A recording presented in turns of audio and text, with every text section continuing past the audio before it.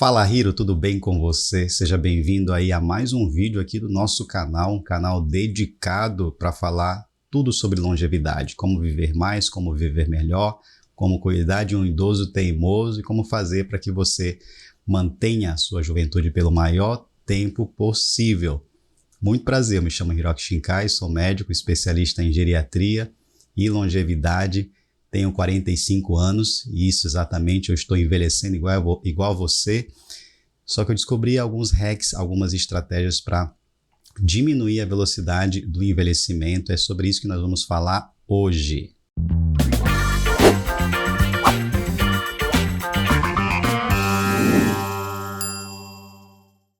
Apenas para contextualizar, esse canal na verdade surgiu de uma dor que eu tive lá no passado. Em 2015 eu tive uma síndrome do esgotamento, também conhecido como burnout, que aliás é uma condição muito vista entre os médicos e inclusive entre estudantes de medicina. Recentemente saiu até um livro da editora Artimed chamado Por Trás do Jaleco Branco. Então, ou seja, é um livro muito interessante que retrata os bastidores por trás de toda essa carreira. Para você que não é da área da saúde e talvez não compreenda isso, existe muito sofrimento mental por trás dessa carreira. Em função, pelo menos no momento em que eu gravo esse vídeo, uma das explicações é o fato do mercado de trabalho ainda absorver muito bem esses profissionais, portanto, a jornada de trabalho ela se torna bastante extenuante. Era justamente esse caminho que eu estava seguindo lá em 2015, me tornando uma pessoa que não conseguia ter uma vida pessoal satisfatória, e aí acabei tendo essa síndrome do esgotamento. E foi daí que nasceu então a ideia de criar um local onde eu pudesse colocar informações relacionadas a isso, para que você possa ter produtividade para viver melhor, para que você possa fazer uma alimentação boa para viver melhor, para que você possa ter um estilo de vida para viver melhor. Então vamos lá. E aí nasce o conceito do princípio SAM. O princípio SAM, que hoje eu chamo de o código da longevidade, é fruto de muito estudo, muita pesquisa na área do envelhecimento e da longevidade, e eu consegui mapear essas características das pessoas mais longevas do mundo e começar a aplicar principalmente na minha vida e naturalmente na vida das pessoas que me acompanham também. Mas antes de falar do princípio SAM, eu queria aqui nortear alguns conceitos que são importantes. Então, o primeiro conceito que eu acredito que seja importante é o conceito do ciclo da vida. Então, nós temos algumas fases ao longo da vida, começando pela infância e a adolescência. Aqui a gente tem uma fase marcada tanto pelo crescimento e desenvolvimentos cognitivos e na parte física também, passando pela adultez, onde a gente avança e adquire a maturidade, e finalmente chegando na velhice, também conhecido como senescência. Lembrando que senescência são alterações comuns do processo de envelhecimento, mas que não estão relacionados à doença. É muito confundido com o termo senilidade, que aqui sim são alterações comuns do processo de envelhecimento, mas que normalmente está relacionado a alguma condição patológica ou alguma doença. Ocorre que existe um conceito que talvez você não saiba, que é o da capacidade homeostática, também conhecido como vitalidade. Então aqui na vitalidade seria a capacidade que nosso organismo tem ou teria de resistir às agressões tanto do meio interno, ou seja, do seu próprio organismo, quanto do meio externo. Então, quando uma pessoa nasce, a vitalidade dela ela é baixa, ou seja, um bebê sozinho não consegue, de forma adequada, reagir a essas agressões. Por isso que um bebê, se for largado nos primeiros dias de vida, ele morre. Morre porque não tem essa capacidade de sobreviver sem a ajuda de outras pessoas. Então essa vitalidade ela vai aumentando ao longo da vida, chegando no seu pico por volta ali dos seus 35 anos e mantendo-se num platô até por volta dos 42, 45 anos, a partir do qual ele começa agora a ter uma queda. E uma queda do quê? Dessa capacidade homeostática, ou seja, da vitalidade. Lembrando que isso não tem a ver com doença. A queda da vitalidade não necessariamente provoca doença, mas naturalmente coloca o organismo um pouco mais sensível para as agressões do meio externo. Então, em termos de envelhecimento somático, na medida em que a pessoa então vai avançando ao longo da vida, ela vai adquirindo alguns efeitos nessa capacidade de resistir. Por exemplo, ele perde naturalmente massa muscular, ele ganha gordura, ou seja, tecido corporal, vai reduzindo capacidade de reflexo, ou seja, reações físicas para se defender de situações do seu cotidiano. Mais uma vez, a queda da vitalidade não significa doença, mas aumenta sim a chance dele desenvolver alguma condição que evolua para a fragilidade. Então, esse é um conceito muito importante que eu gostaria que você soubesse agora. Então, a pergunta que a gente precisa fazer é: o que as pessoas mais longevas do mundo têm em comum? O que as pessoas que naturalmente passam dos 100 anos, e aqui eu quero colocar que não é passar dos 100 anos com inúmeras doenças ou com incapacidade ou com fragilidade. Não, são pessoas centenárias que costumam ter preservadas as suas atividades básicas de vida diária, ou seja, a sua capacidade de manutenção do autocuidado, que seria tomar banho, se vestir, se alimentar com as próprias mãos e até manter muitas das suas atividades instrumentais de vida diária, como preparar o seu alimento, como limpar a própria casa, fazer uma caminhada. Só para você ter uma ideia, os centenários da ilha de Okinawa, no Japão, eu vou citar muito esse exemplo, não só pela minha descendência japonesa, mas porque os estudos apontam muito a característica desse povo, mas são pessoas que normalmente andam de bicicleta pelas ruas da cidade. Então, pessoas de 100 anos ou mais. Mas o que é que de fato essas pessoas têm em comum? Então, existe um grande estudioso da área, que é o Dan Buettner, que escreveu vários livros, inclusive um deles fala muito das Blue Zones, ou seja, das zonas azuis, e ele conseguiu trazer características, ou seja, descrever características dessas pessoas mais longevas. Dentre elas, são pessoas que realizam exercício corporal, ou seja, não necessariamente a frequentação de academias, mas são pessoas que realizam movimentos para a manutenção da sua independência, ou seja, utilizam muito as mãos, o seu próprio corpo para realizar as atividades. São pessoas que têm um senso de propósito, ou seja, elas têm uma grande razão para realizarem o que realizam no seu dia a dia. E muito desses motivos não tem a ver com um bem material ou não tem a ver com fama, né? Isso é muito interessante.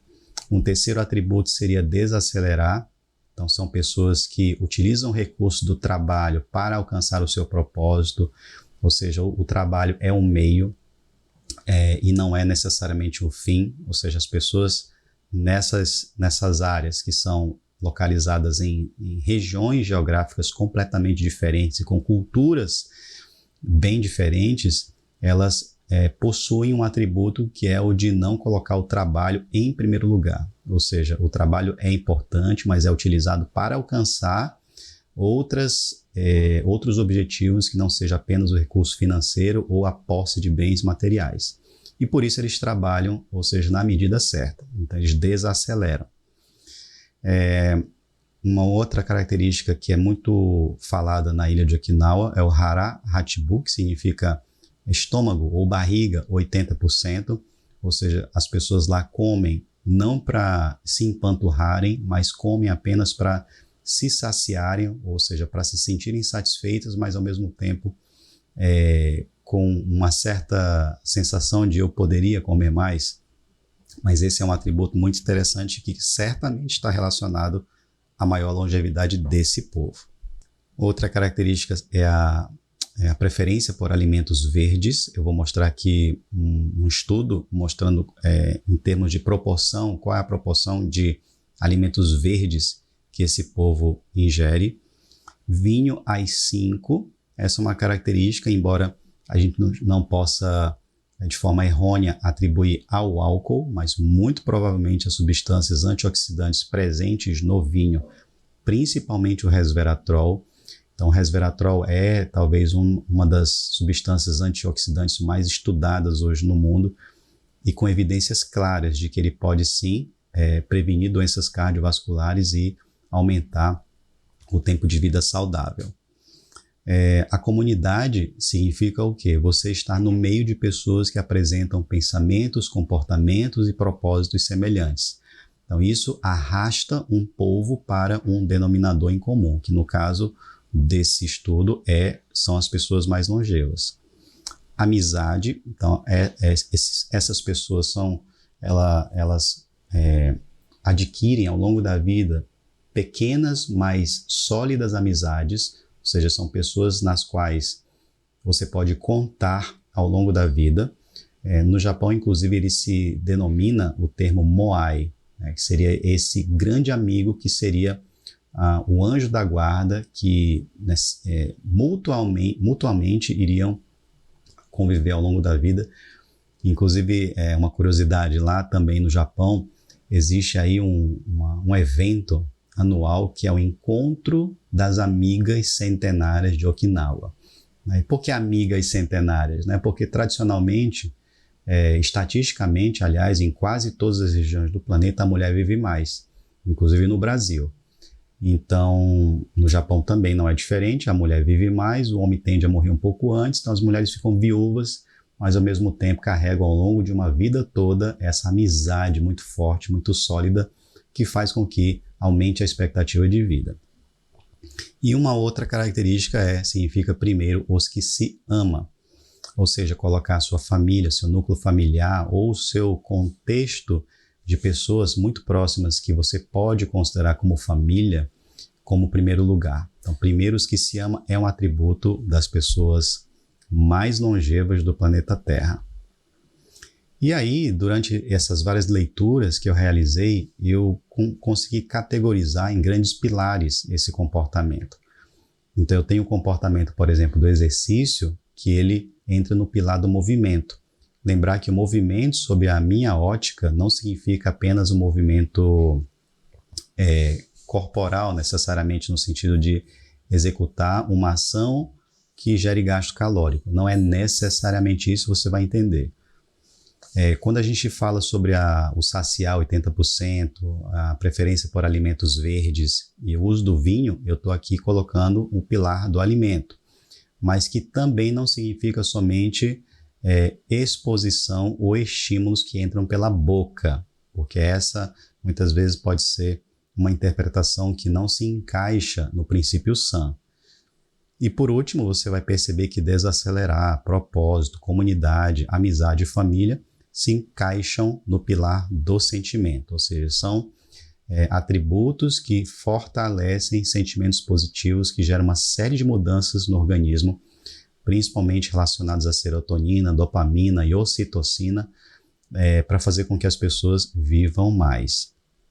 E outra característica muito interessante, então, só relembrando, são 3 pilares: o pilar do movimento, o pilar do alimento e o pilar do sentimento. Então, são 3 pilares que carregam no seu conceito principal a grande força para que pessoas comuns possam viver muito acima da sua expectativa média esperada. Lembrando que hoje o nosso relógio biológico gira em torno de 120 anos, então aquele pensamento equivocado de que aos 60 anos eu cheguei no fim da vida deve ser repensado, porque na realidade, aos 60 anos você chegou na metade da sua vida, então é necessário pensar como serão os outros 60 anos daqui para frente. E uma outra condição ou característica que é bem peculiar e que isso pode talvez fazer você pensar de uma forma diferente, é que tudo aquilo que você já ouviu até hoje sobre o que fazer para ter mais saúde, para viver melhor, não é, na verdade, a condição mais real. Por que eu falo isso? Porque quando eu analiso a proporção dessas forças, ou seja, dos pilares para a pessoa viver mais, a gente identifica que movimento ele representa 11% do resultado, o alimento 33% e o sentimento representa 55% de todo o resultado. O que é que eu quero dizer com isso? Que se eu pudesse escolher por onde começar, eu escolheria o sentimento como grande start para poder aumentar minha expectativa de vida e poder viver mais e melhor. É por isso que dietas falham, é por isso que pessoas desistem da academia. Não é porque são pessoas que têm pouca força de vontade, é porque elas iniciaram pelo pilar errado, né? Ou seja, não é que o pilar seja errado, mas o início da sua escolha não foi adequada. Ela precisa começar pelo pilar do sentimento. Se tivesse algum exercício que eu pudesse orientar e propor uma pessoa, seria começar exercitando o pilar do sentimento e não do alimento ou do movimento, porque a gente já sabe qual é o desfecho disso. Certamente você já deve ter desistido de dieta ou de academia. Se não fez isso, o que é uma raridade, você deve conhecer inúmeras pessoas que também têm muita dificuldade de manter dieta e praticar atividade física porque desconhecem o conceito dessa base que é o sentimento. E é aí que nasce o princípio SAM. O princípio SAM, também chamado de o Código da Longevidade, ele vem para resumir e vem para te trazer uma reflexão e uma proposição de uma estratégia para você poder viver mais e melhor, ou seja, SAM, porque deve começar pelo sentimento, perpassa pelo alimento, que você já vai entender que não é só comida, e então você chega no pilar do movimento, que não necessariamente é ir para a academia e também não é necessariamente realizar atividades que gerem apenas perda calórica. Você vai entender muito bem, de forma aprofundada, cada pilar desse. Então, só a título de curiosidade, né? Essa logomarca representa o princípio SAM, porque na base ela precisa estar o sentimento. O núcleo da estratégia máxima, né, para você viver mais, está o código do alimento e, finalmente, aqui o movimento. Então, começando pelo sentimento, passando pelo alimento, e aí sim você executa o seu movimento.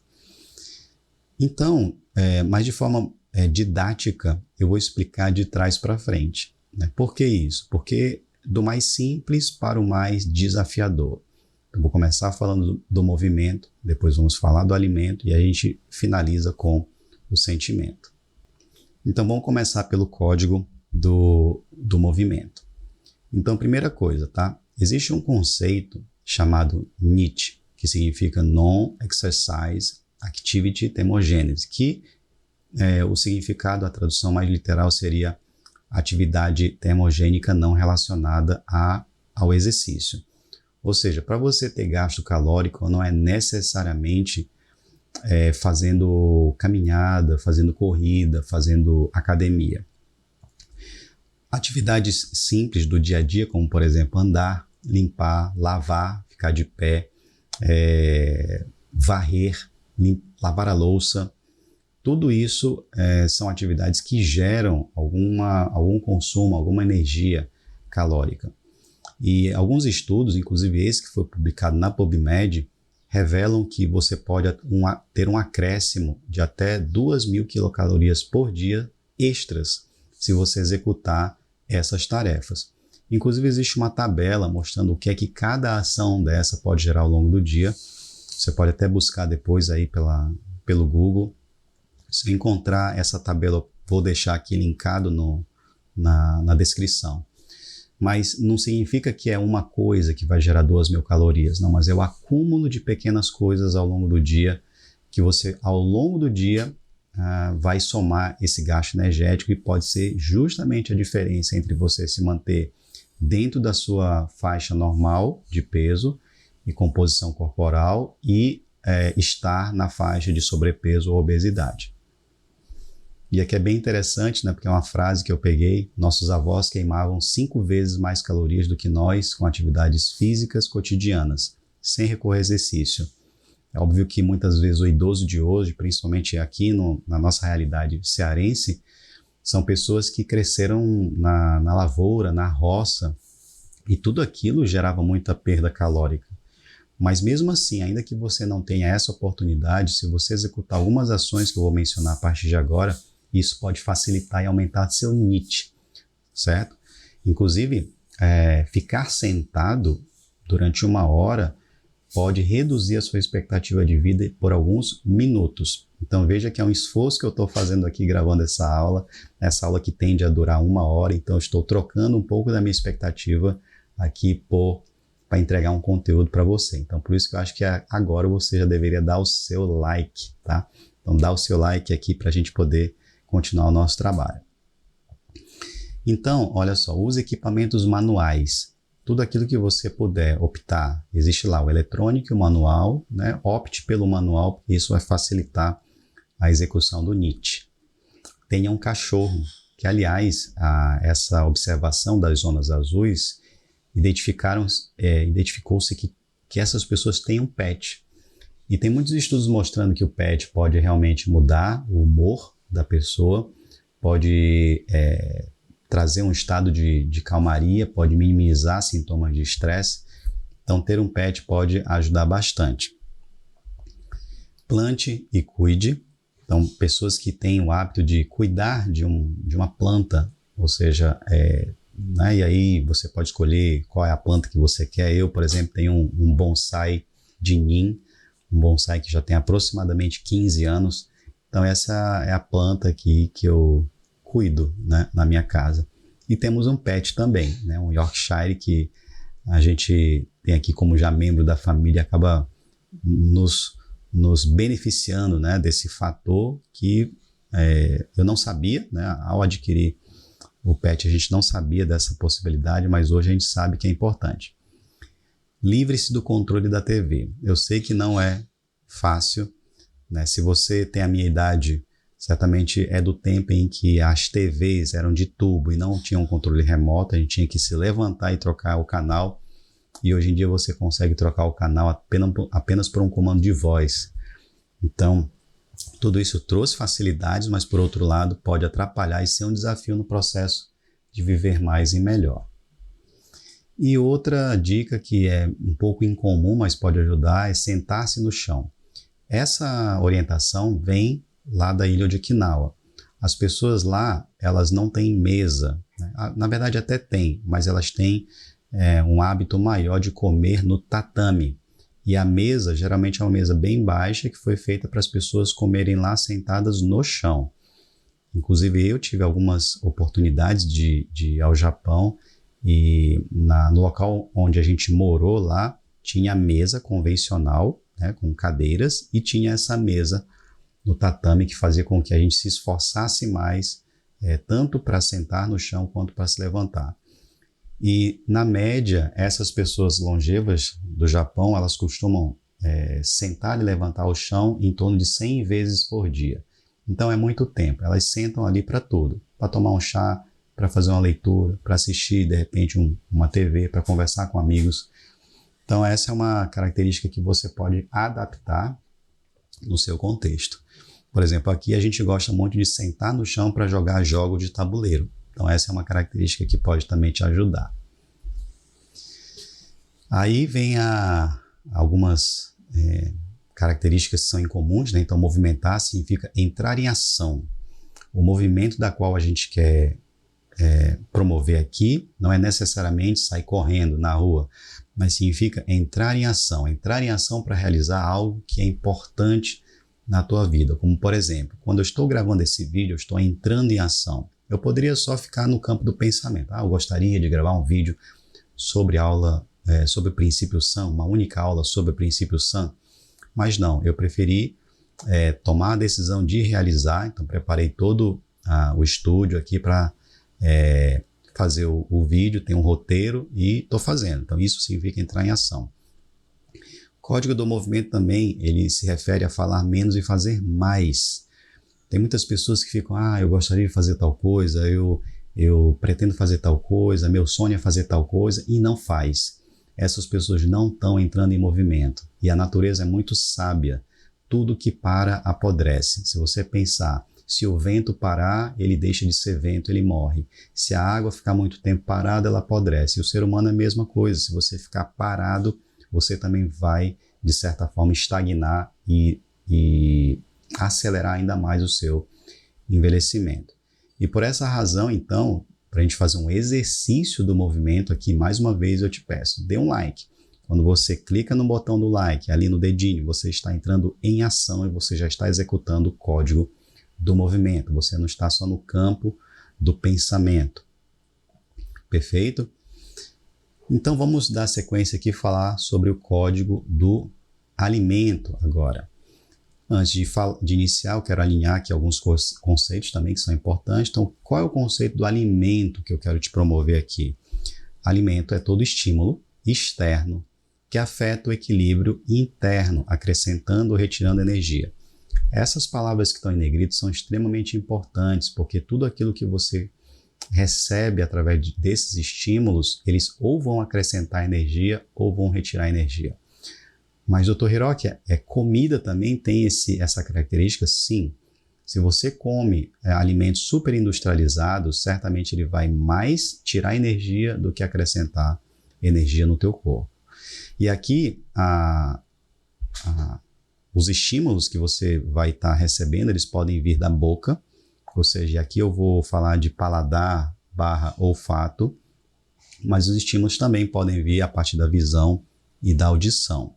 Então, a partir daí, você está se alimentando dos estímulos externos. Por isso que o código do alimento vai muito além do que simplesmente colocar algo pela boca, do que comer algo. Mas falando inicialmente sobre alimentos, propriamente ditos, se eu for analisar a dieta típica em Okinawa, vocês vão perceber que a alimentação deles são de forma preponderante oriundas de vegetais. Grãos representando aqui 23%. A soja é um vegetal bastante consumido lá no Japão. Os legumes, 32%. Feijões. Lá tem o hábito de comer muito nató. Nató seria a própria soja, o feijão de soja, mas ele sofre um processo de fermentação e as pessoas chamam de feijão podre. Mas na verdade não é podre, é porque ele sofre um processo de fermentação e adquire um aroma e um sabor muito peculiar, que aliás eu adoro bastante.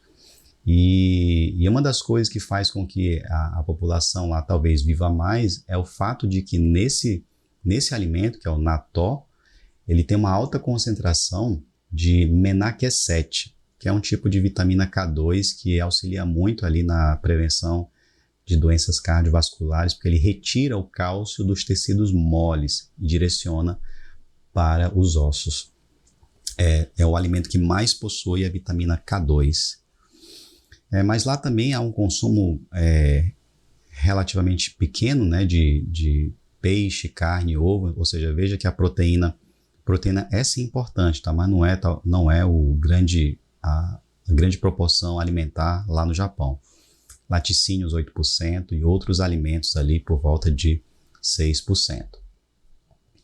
Isso faz com que Okinawa tenha 6,5 centenários para cada 10 mil habitantes, talvez um dos mais elevados do mundo. Só para você ter uma ideia, no Brasil nós temos 1,1 centenário a cada 10 mil habitantes, ou seja, bem abaixo dessa média lá nessa ilha. E uma das características, mais uma vez aqui reforçando, é o Hara-Hatibu, que é uma coisa que nós brasileiros temos uma certa dificuldade, a própria cultura do churrasco, do encontro de amigos, da pizza rodízio, faz com que você come o máximo que você puder. Isso vai contra os conceitos relacionados à longevidade, porque para viver muito você não pode ou não deveria, pelo menos, se empanturrar. E aí fica uma lição muito valiosa para que você comece a partir de agora. Comer apenas o necessário, comer em torno de 80%. Comer até um ponto em que você diga, nossa, estou satisfeito, eu poderia até comer um pouco mais. Então esse é o momento ideal para você encerrar a alimentação. E são pessoas que prestam muita atenção ao ritual, ou seja, o japonês, comer né? O ato de pegar o alimento e colocar na boca é uma fase que eu diria intermediária ou até quase final do processo de alimentar-se ou de se alimentar, porque na realidade tudo começa lá pela visão. Ou seja, o japonês primeiro ele começa a admirar a comida, as cores da comida. E mesmo sentindo aquele aroma, que também é uma característica, ou seja, o ritual de comer, quando ele está comendo, ele percebe o alimento. Hoje a gente sabe que muitas pessoas não sabem nem o que estão comendo e não sabem nem quanto tempo estão comendo, porque estão lá vidrados em telas de celular, em TVs, e aí dessa forma acabam perdendo uma grande oportunidade de interação familiar e inclusive de entender se a comida está boa ou não. Então o japonês ele gosta muito disso, de prestar atenção ao ritual de comer, prestando atenção inclusive na temperatura e na textura e na consistência dos alimentos. Inclusive muitas onomatopeias lá têm a ver com essa textura, né? Ou seja, o japonês consegue classificar alimentos como crocante, como lisos, como moles. Então ele fala muito disso. O alimento é gostoso porque é mais crocante. Aquele alimento é bem interessante porque é mais mole ou mais liso. É mais ou menos assim. Talvez você que não compreenda ou não tenha esse nível de percepção, talvez não entenda muito bem, mas dá uma pesquisada sobre isso, você vai perceber o quanto o japonês gosta, né, dessas sensações alimentares.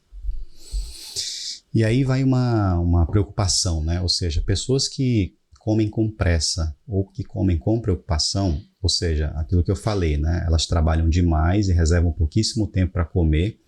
Então muitas pessoas fazem apenas engolir o alimento porque estão atrasados para a reunião ou quando estão comendo, estão pensando na reunião da tarde ou nos problemas que precisam resolver. O que acontece com o nosso organismo quando você se alimenta dessa maneira? Então vamos lá, o que é que os estudos mostram? Primeiro, comer com preocupação, ou seja, uma pessoa preocupada, estressada de forma crônica, ele tem uma elevação do cortisol. Para você que não entende o que é isso, o cortisol é um hormônio que em condições normais ele é liberado quando você precisa entrar no estado de alerta. Ou seja, quando você precisa, por exemplo, de repente lutar ou fugir, né? Está muito associada a essa reação de luta ou fuga que foi muito útil para nós há 10, 20, 50 mil anos, quando a gente precisava viver da caça e da coleta. Se a gente se encontrasse ali na savana africana com um tigre dente de sabre, o cortisol ia lá para cima para você tomar uma decisão muito rápida. Só que século XXI a gente não precisa mais desse mecanismo, mas ele continua lá, porque é um dos mecanismos mais antigos que o nosso cérebro possui. Só que quando o cortisol ele aumenta para preparar o teu corpo para luta ou fuga, alguns mecanismos são realizados para você executar essa ação. Por exemplo, o teu coração precisa bombear mais sangue para os músculos, né? O fluxo sanguíneo é direcionado principalmente para os músculos de grande porte, perna, mão, para que você possa ali se movimentar mais rápido, ter mais força. E uma das regiões que é bastante comprometida em termos de fluxo sanguíneo é o sistema gastrointestinal, porque você não precisa disso. Você não precisa estar digerindo alimento durante uma reação de luta ou fuga. E é por isso que pessoas estressadas têm um comprometimento da sua digestão. E aí são pessoas que vão viver empachadas, que não conseguem digerir corretamente seus alimentos. Ele vai reduzir a absorção de nutrientes e antioxidantes, ou seja, é uma reação fisiológica que vai acontecer. E uma outra característica é que quanto maior a sua gordura abdominal, menor a sua energia celular. E é por isso que a gente muitas vezes observa pessoas que estão ali com sobrepeso, obesidade, costumam se sentirem cansadas, indispostas o tempo todo. Isso naturalmente é explicado pelo fato de que, apesar de ele ter muita caloria ali reservada, ela é pouco utilizada pelas células. Então são pessoas realmente que têm uma indisposição, que aliás é dos sintomas que mais rapidamente melhora quando uma pessoa diminui peso. A gente tem um programa de controle de peso e de melhoria de força física e concentração que dura uma semana. Em uma semana as pessoas costumam, quem tem naturalmente o objetivo de perder peso, acaba perdendo ali em torno de 5 a 10 quilos em uma semana, e a primeira melhoria que ele relata é na disposição. Nossa, minha disposição melhorou bastante. Claro, a ciência explica por quê. Outra característica que é interessante você saber é que a gente precisa ter hora certa para comer. Existe um conceito chamado ciclo circadiano. Se você não sabe o que é isso, é a forma como o nosso organismo opera ao longo das 24 horas para sincronizar todo o funcionamento do corpo. Então tem gente que acredita que ciclo circadiano tem a ver só com sono e vigília, mas não é só isso. Ele tem a ver com temperatura corporal, com liberação de cortisol, liberação de melatonina, ou seja, muitos hormônios são regulados através do ciclo circadiano. E para você ter uma ideia, existe a hora em que o teu corpo está mais propenso a metabolizar corretamente o alimento que você come. Ou seja, se você come naquela hora certa, o que você come será melhor aproveitado do que se você comesse em qualquer hora do dia. E isso foi demonstrado por um pesquisador chamado Satchin Panda, num livro chamado Circadian Code. É um dos caras mais especialistas no mundo em ciclo circadiano. E aí o que acontece? Existe um conceito chamado de jet lag. Você já deve ter ouvido falar nisso quando a pessoa, por exemplo, faz um voo transcontinental. Né? O exemplo mais claro é você ir para o Japão. Eu já fui para o Japão 7 vezes e todas as vezes eu passei por esse jet lag do tempo. Né? Mas existe um conceito chamado jet lag alimentar e jet lag social. O que é que isso significa? Muitas vezes uma pessoa que está em dieta ou que está realizando atividades para melhorar a sua saúde, ela executa as ações de forma bem correta ao longo dos 5 dias, ou seja, de segunda a sexta. Porém, quando chega na sexta-feira de tarde, né, o famoso happy hour, que aliás, deixa eu fazer só um adendo aqui, se você é uma das pessoas que odeia segunda-feira de manhã e venera sexta-feira à tarde, alguma coisa está errada na sua vida. Isso vai afetar o teu sentimento. Quando eu for falar de sentimento, a gente retorna esse tópico, mas é algo que as pessoas vivem ao longo da sua vida e não sabem o quanto isso faz mal. Você acreditar que a segunda-feira de manhã é ruim e que a sexta-feira à tarde é a libertação. Ou seja, se você vive de sexta em sexta-feira, a tua expectativa de vida certamente será muito menor. Mas graças a algumas decisões que eu tomei lá em 2015, quando eu tive aquele burnout que eu falei lá no início, hoje eu posso usufruir tanto da segunda-feira de manhã quanto da sexta-feira à tarde. É por essa razão que esse vídeo está sendo gravado numa segunda-feira de manhã. Então, jet lag alimentar é isso. A pessoa faz bem bonitinho de segunda a sexta, quando chega na sexta à noite, aí começa. Vai para churrascaria, vai para pizzaria, e no final de semana a mesma coisa, né? Sábado é dia de feijoada. Então ele quebra todo aquele ritmo alimentar que ele proporcionou ao corpo ao longo da semana, causando um desbalanço do ciclo circadiano. E o jet lag social é isso também. Pessoas que ao longo da semana costumam ter um horário mais ou menos certo ali para dormir, para acordar. Quando chega no final de semana, extrapola a noite, dorme de madrugada, acorda 10, 11 horas, meio-dia, desregulando completamente o seu ciclo circadiano. E para Satchin Panda, o ciclo circadiano ele está muito relacionado a metabolismo. Inclusive, ele fez alguns estudos mostrando a diferença entre perda de peso entre pessoas que comiam uma certa quantidade de calorias em horas certas e outro grupo que comiam as mesmas calorias em horários aleatórios. Esse grupo que se alimentou em horários corretos, ainda que ingerisse a mesma quantidade de calorias, tiveram uma redução de peso. Então fica essa dica, tá? Quer viver mais, quer viver melhor, você precisa ter a hora certa para fazer as suas atividades ao longo do dia. Comer, dormir e acordar. Então existe uma grande relação entre gordura corporal, sono e disposição, né? Esses 3 elementos estão extremamente linkados e quando você tem um sono reparador, um sono não só quantidade de horas dormidas, que isso também é importante. Se você está me assistindo, você provavelmente está no grupo de pessoas que precisam dormir entre 7 e 9 horas.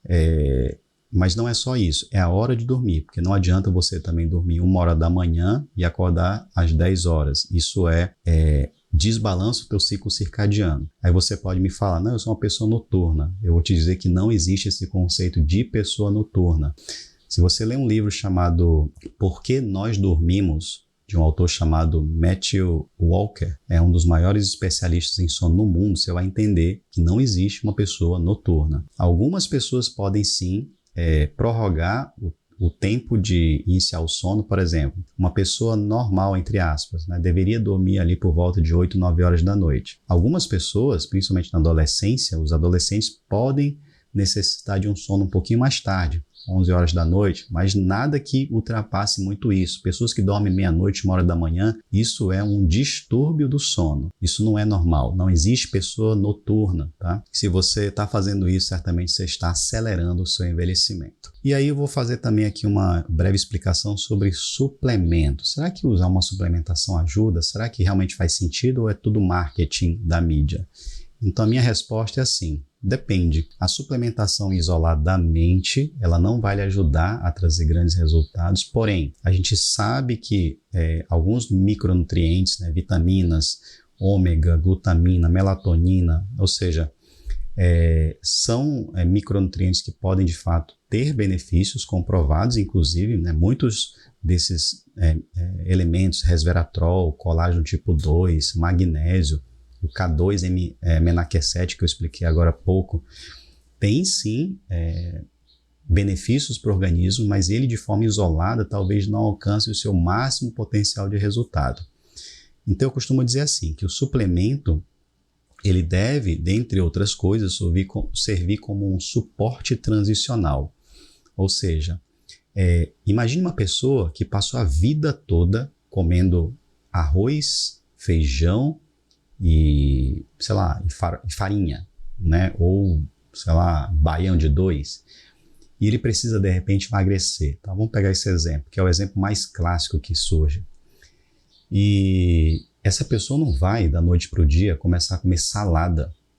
Uma pessoa que come um pratão de comida, ele não vai, no dia seguinte, pegar metade desse prato e preencher com folhas. Ele não vai fazer isso. Ele pode até começar a fazer, mas ele não é consistente, não vai durar muito tempo. Então ele precisa de um recurso de apoio, um recurso que inclusive dê esperança que ele vá conseguir. É aí que entra o suplemento alimentar. O suplemento, nesse exemplo específico do emagrecimento, vai trazer um apoio emocional e um auxílio, inclusive comprovado cientificamente, porque se eu for falar, por exemplo, de pó nutricional para pessoas que querem emagrecer, tem muito benefício e resultado, porque ele é carregado de vitaminas e minerais com baixo aporte calórico, ou seja, deixa a pessoa com a mesma saciedade de quem come um pratão de comida, só que com uma quantidade de calorias bem reduzida em relação a esse alimento que ele está habituado a comer, trazendo um resultado muito imediato. Por isso que a gente fala, uma semana de programa conosco faz com que uma pessoa realmente diminua bastante seu peso. E ele também serve como uma conexão sentimento-movimento. Lembra que o código do alimento está lá no meio, ele é o núcleo. Então ele deve fazer ser um elo entre o sentimento e a tua movimentação. Por isso eu digo, suplemento ele é extremamente potente quando está no contexto correto, ou seja, o contexto é mais importante do que a própria suplementação em si.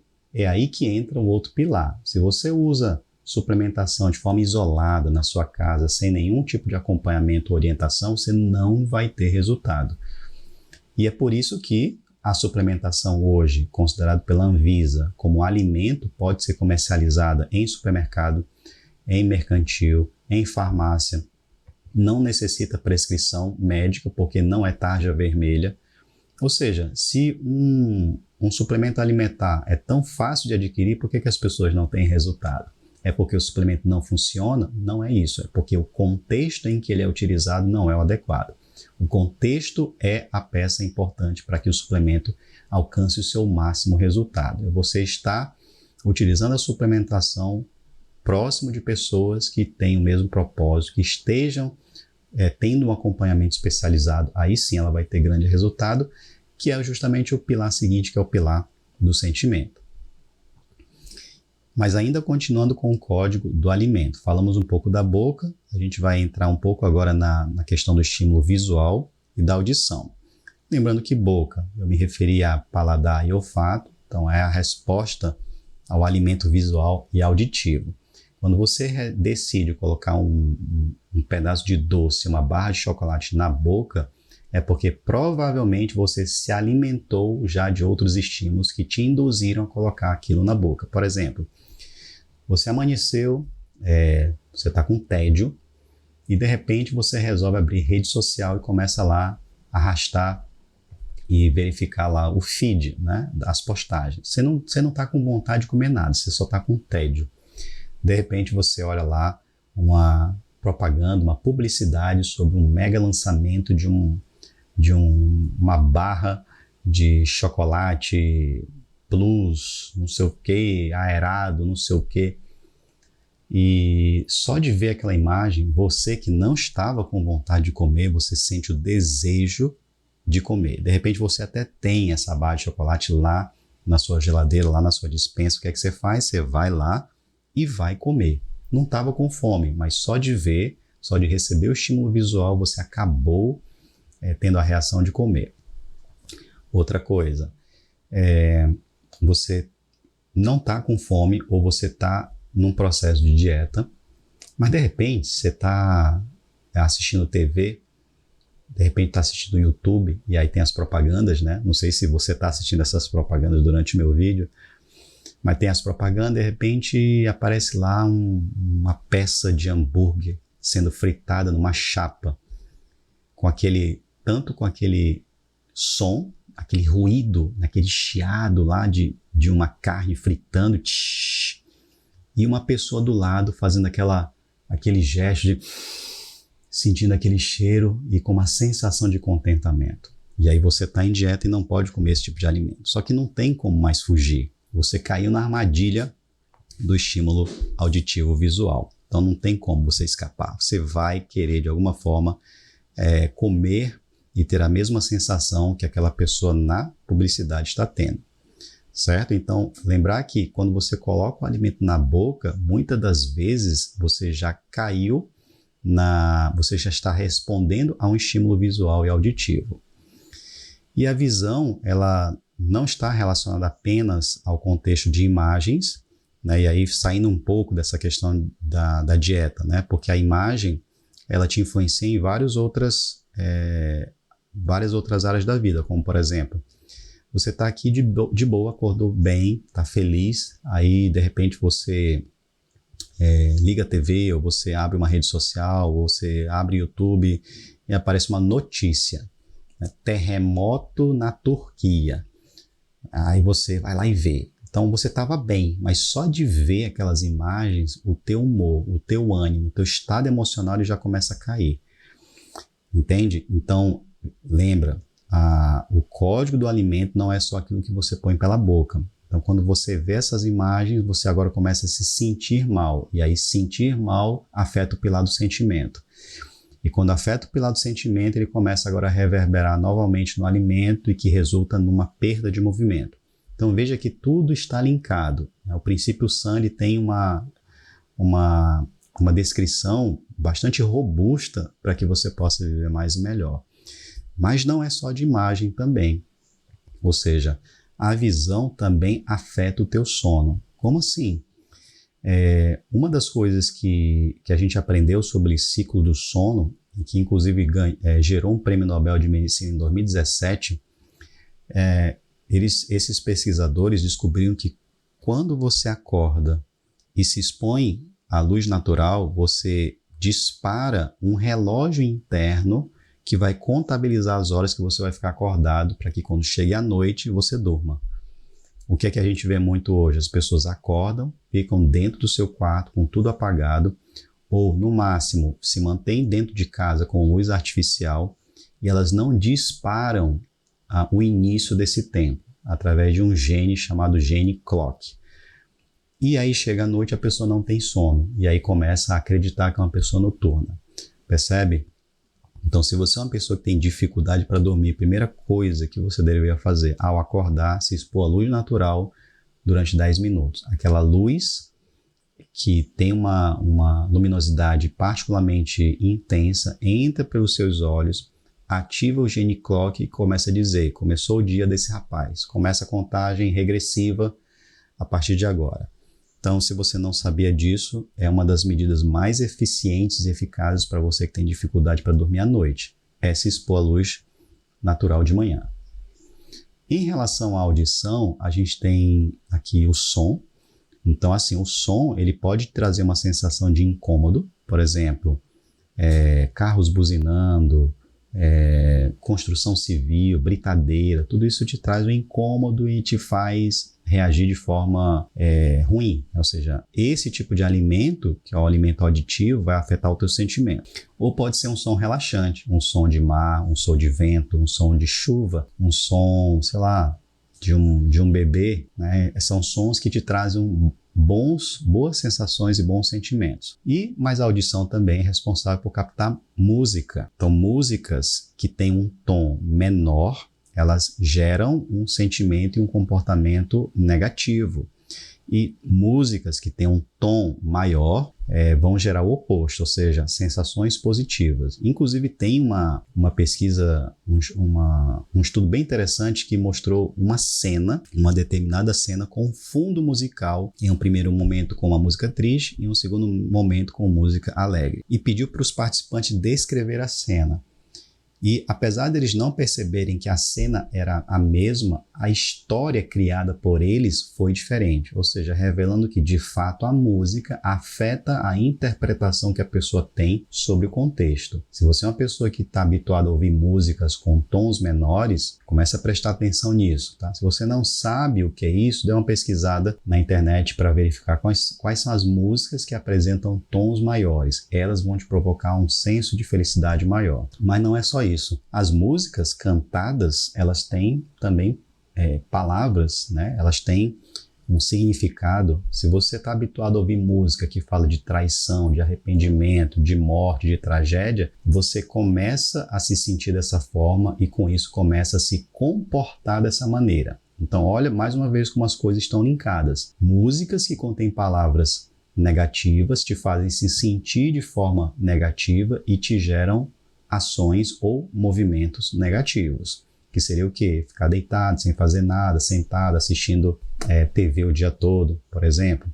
E também as entonações. Quando você escuta alguém conversando contigo de uma forma ríspida, certamente isso vai te gerar um sentimento de tristeza, de insatisfação. Ao passo que quando você conversa com alguém e te traz entonações mais tranquilas, mais calmas, isso também vai te levar para o outro lado, que é o lado da calmaria, da positividade. Inclusive, é uma dos relatos bastante frequentes dos meus pacientes, durante a consulta, eles falam: doutor, mas você fala de uma forma tão calma, é sempre assim? Né? E aí eu costumo dizer, é sempre assim enquanto eu consigo ser, porque eu sou uma pessoa como qualquer outra, então eu também tenho meus momentos de explosão, meus momentos de inquietação, meus momentos de desesperança. Mas como eu entendo de todo esse processo, eu adquiri mecanismos para anular, né, o mais rápido possível esses efeitos. Alguns duram mais, outros menos, mas eu sou igual a você que está me assistindo. Sou um ser humano comum, com emoções e sentimentos. Talvez a única diferença é que eu aprendi como é que esses mecanismos funcionam e eu consigo usar recursos lógicos e racionais para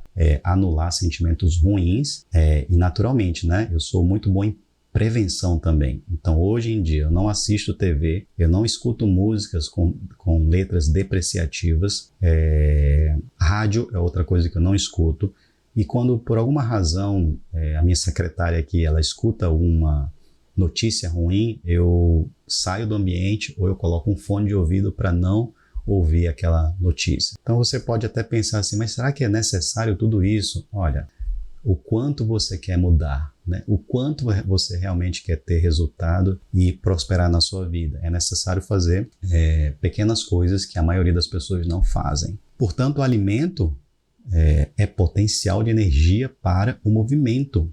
Aquilo que você introduz através da boca, paladar, né, que é o paladar e olfato, audição e visão, ele gera um potencial de energia.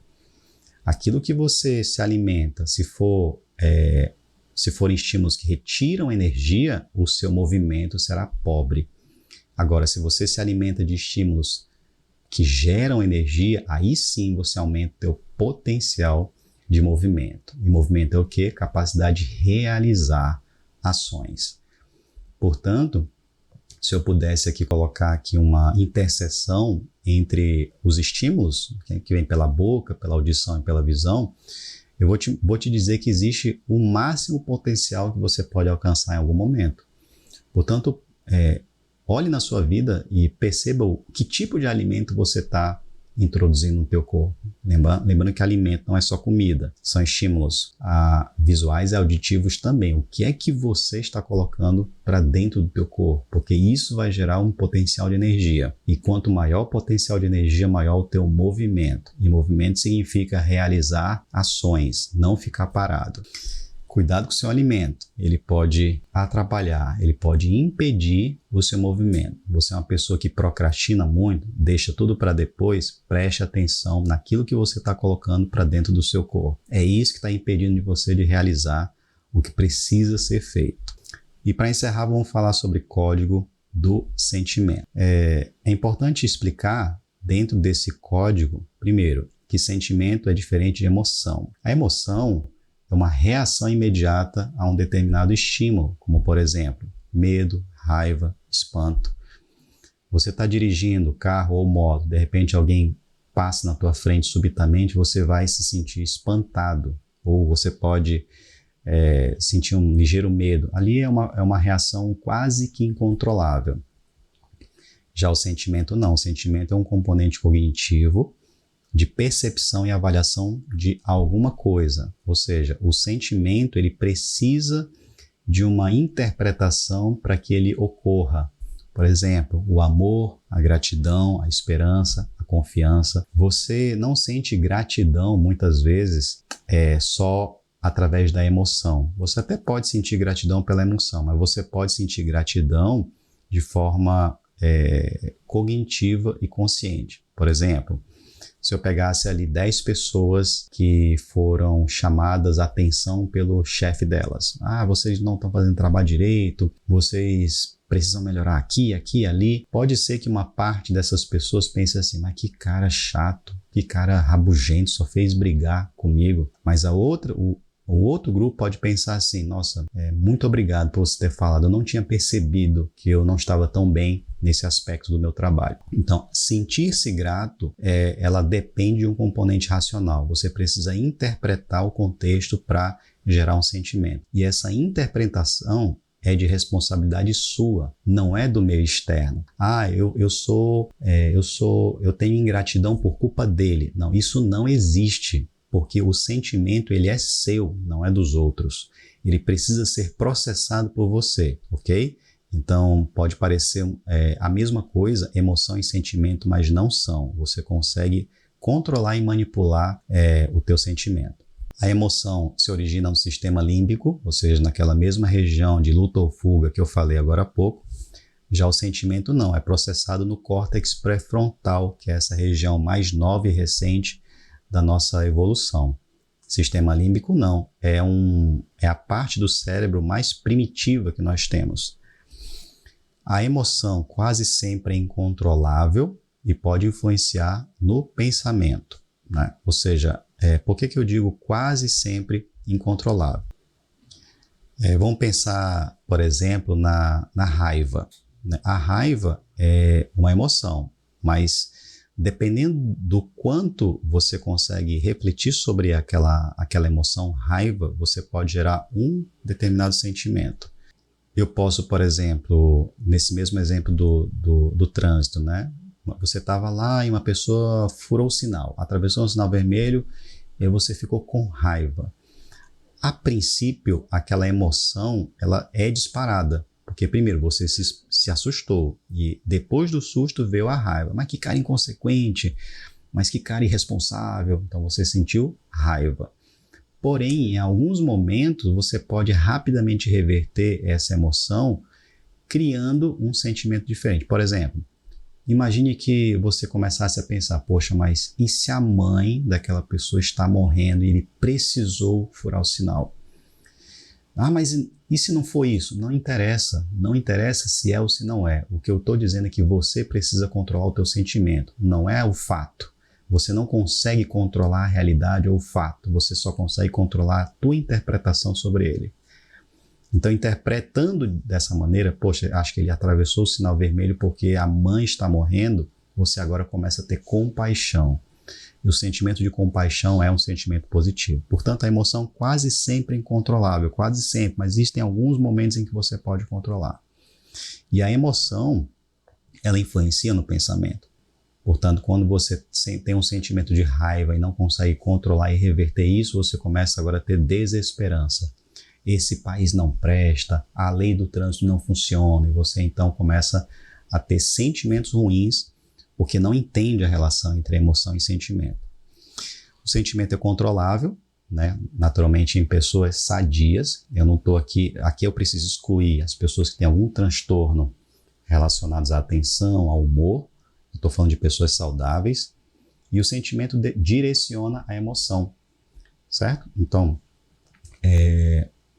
quando você consegue agora sentir ou controlar o teu sentimento, a emoção ela é anulada se for uma emoção ruim, ou ela pode até ser convertida numa emoção positiva. Porque, na verdade, o espanto, que é uma emoção, ela pode ser um espanto bom ou um espanto ruim. Então, qual é o impacto da emoção na saúde? O psicólogo chamado Paul Ekman, ele descreveu 6 grandes emoções que nós já nascemos de fábrica, né? Já é um software que já vem instalado de fábrica. Que são essas, né? Tristeza, medo, surpresa, nojo, desprezo, raiva e alegria.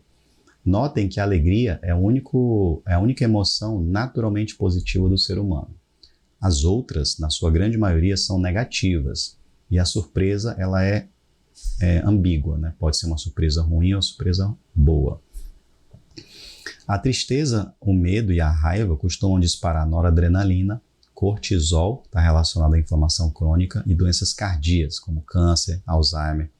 Portanto, pessoas que ao longo da vida reforçam e sentem e têm essas emoções de tristeza, medo e raiva, costumam desenvolver doenças mais graves. Inclusive, né, na minha experiência de 20 anos atendendo pessoas, eu noto que as pessoas com doença de Alzheimer, por exemplo, quando eu investigo o passado dela, é um passado naturalmente repleto de emoções negativas. Significa que o passado dela foi ruim? Não. Significa que ela interpretou o passado como ruim e cultivou essas emoções ao longo da vida. Porque as pessoas têm dificuldades no seu dia a dia. Todo ser humano tem dificuldade. A diferença entre elas é a forma como ela lida com essas dificuldades e com suas emoções. Portanto, essa é uma estatística muito marcante. Pessoas que cultivam tristeza, medo e raiva vão desenvolver no futuro doenças crônicas importantes, dentre elas câncer e demência de Alzheimer. Já a alegria não. A alegria ela está relacionada ao disparo de serotonina,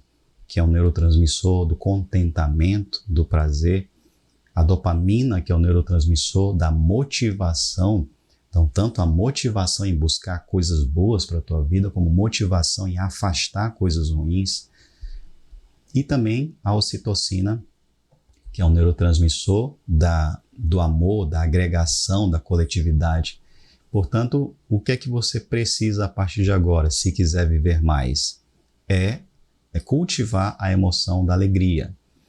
Você precisa exercer a arte de cultivar a alegria. E para isso, você pode manipular e você pode agora recriar os sentimentos, principalmente o sentimento da gratidão e da esperança. Existem várias emoções, vários sentimentos positivos que podem te auxiliar nisso, mas eu diria que a gratidão e a esperança são os mais poderosos para alterar a emoção. Então, a emoção, seja ela qual for, seja boa ou seja ruim, ela gera uma memória, tá? E essa memória, ela costuma gerar um sentimento e que pode gerar uma crença.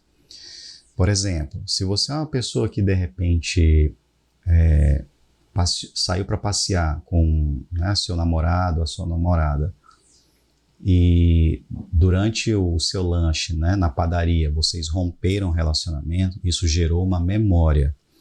Então, a memória é o quê? Do contexto. né? Não é simplesmente do rompimento e da separação, mas do contexto, do local, da luminosidade, do aroma, do que é que vocês estavam comendo no momento em que vocês terminaram o relacionamento. Isso gera um sentimento de desesperança, de descrença, e isso acaba gerando uma crença, certo? Então, ou seja, em situações mais extremas, é possível que você nunca mais pise numa padaria, porque você tem a crença de que lá só ocorrem coisas ruins. É por essa razão que muitas pessoas, por exemplo, que têm perdas traumáticas, né, acidentes, elas costumam evitar de forma muito intensa certos locais, certos contextos, porque aquela emoção gerou uma memória, que gerou um sentimento e gerou uma crença. Veja o quanto isso é forte. Por isso que é importante você anular emoções ruins logo no começo, para não desencadear essa cascata que vai te formar uma crença que pode ser ruim para a tua vida e que vai impedir você de viver mais e melhor. O que é que os centenários trazem como ensinamento para nós, né? Então, a ilha de Okinawa traz o conceito de Ikigai, que significa razão para viver. É uma tradução que não explica completamente o conceito de Ikigai. É muito ruim a gente traduzir palavras em japonês, porque não há, muitas vezes, palavras que representem aquele significado. Não sei se você sabia disso, mas, por exemplo, saudade, não existe explicação para a língua japonesa. Não existe uma palavra que traduza saudade em japonês. E da mesma forma, o contrário é parecido. Aí você pode imaginar como não existe uma tradução para saudade, né? É porque não existe esse conceito para o Japão, saudade. Da mesma forma, Ikigai, que é um conceito bastante enraizado lá, eu não consigo traduzir de forma completa para o português. Se você pesquisar sobre Ikigai na internet, você vai ver muitos conceitos equivocados sobre ele. Por exemplo, você vai ver conceitos sobre a união do seu dom, daquilo que você contribui para o mundo, daquilo que você pode ser remunerado. Então, Ikigai fica ali no centro. Isso é uma forma equivocada de interpretar o Ikigai. Eu te recomendo fazer uma leitura de algum livro escrito por um japonês sobre Ikigai, lógico, traduzido, né, para você chegar mais próximo do conceito, mas é uma razão para viver. É algo muito parecido com propósito, né? Mas você vê que nem propósito se encaixa aqui, por isso que, entre aspas, é uma razão para viver. Uma pessoa que tem Ikigai, que tem razão para viver, e muitas vezes, ou quase sempre, não está relacionada a dinheiro e posses materiais, ou likes no Instagram, porque, aliás, outro dia eu li uma frase muito interessante. Não me recordo quem foi que disse, mas a frase é assim: crescer por crescer é um comportamento característico do tumor e do câncer. E aquilo me marcou bastante, porque é o que muitas pessoas fazem nas redes sociais, querem crescer. E aí quando você pergunta para quê? Não, para crescer, para ter mais like. Só que o crescimento sem propósito, ele é justamente o comportamento do câncer. Então, voltando para cá, o Ikigai ele está relacionado a acréscimos de anos de vida saudável em 7 anos, segundo os estudos. E lembrar que os centenários também têm estresse, né? Como eu falei, eu também sou um ser humano como outro qualquer, tenho os mesmos problemas pessoais, no trabalho, familiar, mas a diferença entre o que eu faço hoje e talvez as pessoas, na média, seja essa capacidade de lidar um pouco melhor com o estresse. A tribo certa, ou seja, a tribo certa, ela causa um efeito chamado contágio social. Quando a gente fala de tribo certa, são as pessoas certas, né? Os seus amigos, seus poucos e melhores amigos. A comunidade, que é um contexto um pouco mais macro, o local em que você vive pode acrescentar de 4 a 14 anos a tua expectativa de vida. Quando a gente fala de comunidade, não é só um contexto social como um todo. Por exemplo, se você vive num bairro mais perigoso, com menos recursos de saneamento, de supermercado, de farmácia, de facilidades, a tua expectativa de vida pode ser reduzida. E parceiro de vida, você ter uma pessoa com a qual pode compartilhar os teus momentos mais íntimos pode aumentar a tua expectativa de vida em até 3 anos. Então essas características vão se somando E é por isso que essas pessoas passam facilmente dos 100 anos. Aqui só para te mostrar um estudo que foi realizado com participantes do estudo Framingham, que é um dos maiores estudos no planeta sobre desfechos cardiovasculares. Aí eles aproveitaram os braços da pesquisa para estudar um pouco sobre felicidade. E o que foi que eles perceberam, né? Que as pessoas felizes, elas se aglutinam, ou seja, onde está aqui em amarelo, são pessoas que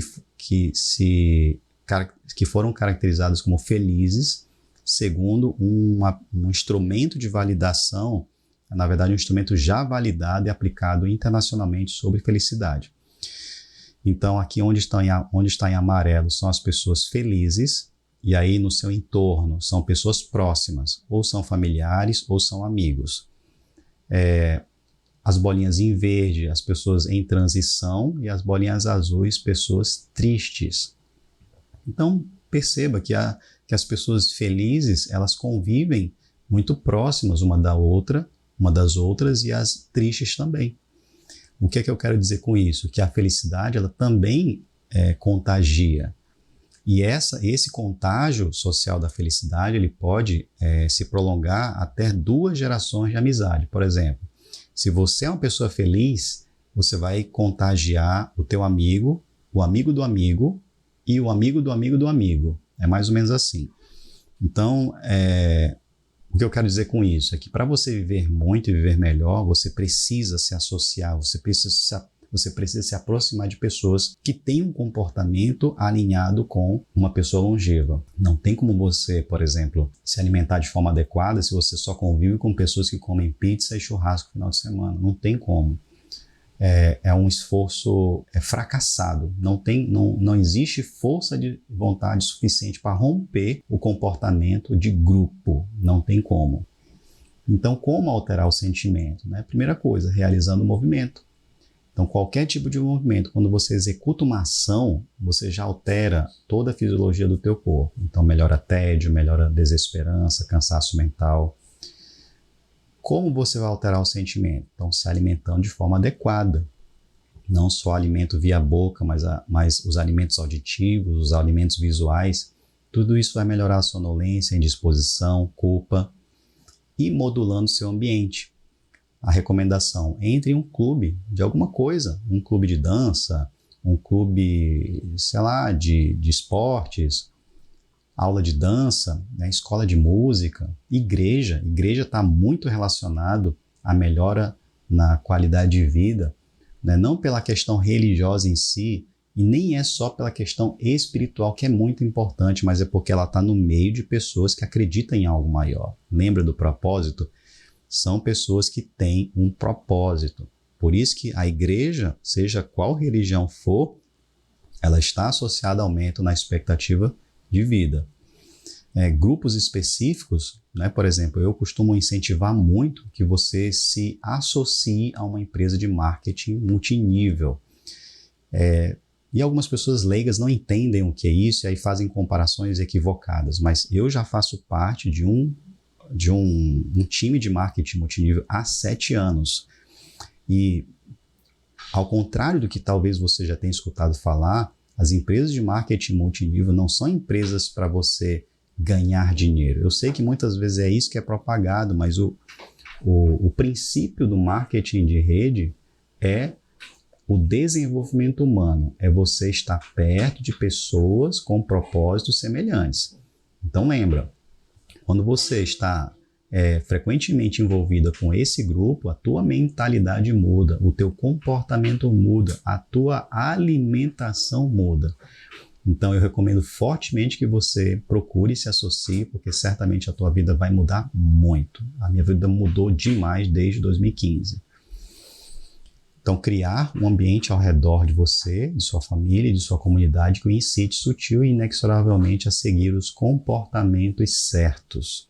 Então Dan Buettner já fala isso, e depois de eu fazer várias leituras e estudos acerca da neurociência, eu cheguei a essa conclusão de que a única forma de você alterar consistentemente seu comportamento é modulando o seu ambiente. E para encerrar, eu queria te falar assim que todos nós Todas as pessoas do planeta estão, de alguma forma, conectadas através do espaço-tempo. E eu vou te dar um exemplo. Preste atenção no seu pé agora, né? Sinta o seu pé agora. Você passou 1 hora aqui prestando atenção em mim e talvez sem nem se dar conta de que você tem um pé. Mas na hora que eu te dei esse comando de prestar atenção no pé, você sentiu que tinha um pé. Então, o que eu quero dizer com isso é que eu tive um pensamento, né, um disparo neuronal que emitiu um comando através da rede, dessa rede social, dessa comunicação à distância. Não sei onde é que você está, ou seja, caminhou quilômetros, milhares de quilômetros de distância, entrou no teu ouvido, foi processada no teu cérebro e você executou um comando. Ou seja, nós nos conectamos temporariamente durante esse processo. Então, ou seja, não sei onde você está, mas os nossos cérebros se conectaram. E outra coisa, não sei quando você está assistindo esse vídeo. Certamente não é na hora em que eu estou gravando, obviamente. Mas você pode estar assistindo esse vídeo ou no dia seguinte, ou no ano seguinte, ou 10 anos depois. Você vai executar essa ação que eu acabei de dar. Então, nosso cérebro se conectou através do espaço e do tempo. E é por isso que é importante que você se conecte com as pessoas certas. E o princípio SAM é isso, né? O princípio SAM, tudo começa pelo sentimento, perpassa pelo alimento e resulta no movimento. O movimento é entrar em ação, é executar aquilo que você precisa executar. E é por isso, talvez, que eu, mesmo sendo médico, eu tenho uma vida muito diferente de um médico tradicional, de um médico convencional. Tudo bem? Então, acho que agora é hora de você se inscrever. Se esse vídeo fez sentido na tua vida, agora se inscreve no canal, continua nos acompanhando, vou falar tudo relacionado à longevidade, ações, comportamentos, rotinas, hábitos que vão te ajudar a viver mais e melhor. Então é isso, eu fico por aqui, até o próximo vídeo e um grande abraço.